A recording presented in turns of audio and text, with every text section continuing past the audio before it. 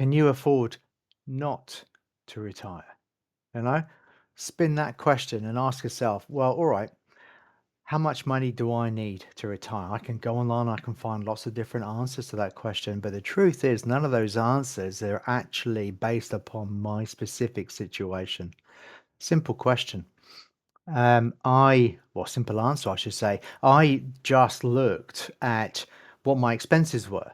All right. How much did I have to lay out a year? Then I added, about 10, 15% as an absolute like whoops a daisy emergency crisis, need this floating money. Then I looked at, all right, gonna need some repairs, another 10%, whatever. And then that number was actually quite realistic for me as an individual about how much money I might need to retire. So to call it a million is silly.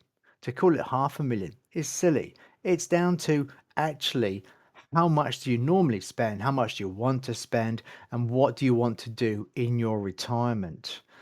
So, just for argument's sake, I added up my average weekly outgoings. I added up my average weekly bills, and then added on holidays. Not a problem at all for me.